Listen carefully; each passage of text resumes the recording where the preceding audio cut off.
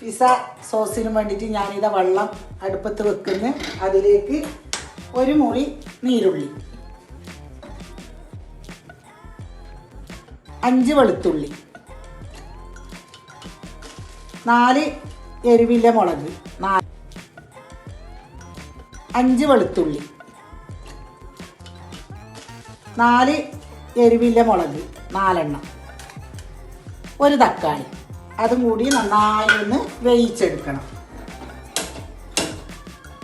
അടുപ്പത്ത് വെക്കണം.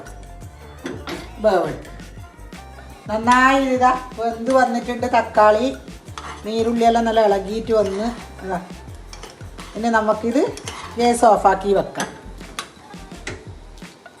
അങ്ങനെ നമ്മളെ തക്കാളി, ഉള്ളി, വെളുത്തുള്ളി, മുളക് എല്ലാം വെന്ത് ഞാൻ പിസ്സ സോസ് ഉണ്ടാക്കാൻ വേണ്ടിയിട്ട് പോകുന്നത്. നമ്മൾ കെമിക്കൽ ഇല്ലാതെ തന്നെ നമ്മളെ പെരക്കുന്നതന്നെ ഉണ്ടാക്കിക്കൂടെ? നമ്മൾ പൈസ കൊടുത്തിട്ട് എന്തിനു നമ്മൾ പുറത്തുനിന്ന് വാങ്ങുന്നത്?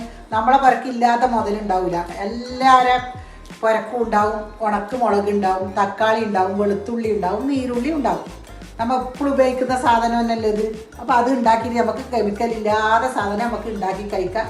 പുറത്തുനിന്ന് പൈസ കൊടുത്തിട്ട് 1 ഉറുപ്യ കൊടുത്തിട്ട് നമ്മൾ വാങ്ങണ്ട. എല്ലാവരും ഇത് ട്രൈ ചെയ്യണം.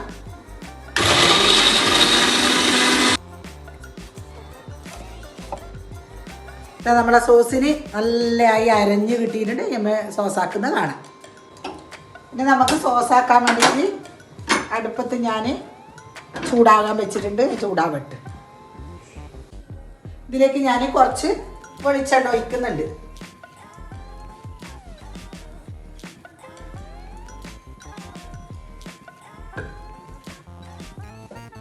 ഇതിലേക്ക് ഞാൻ അരച്ച് വെച്ചത് ഒഴിക്കുന്നുണ്ട്.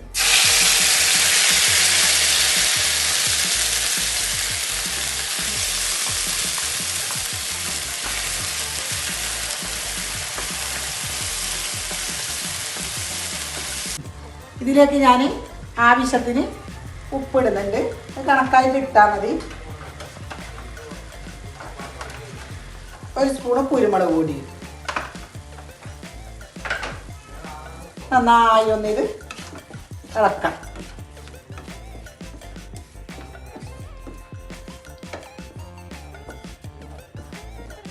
അങ്ങനെ ഇത് റെഡിയായി.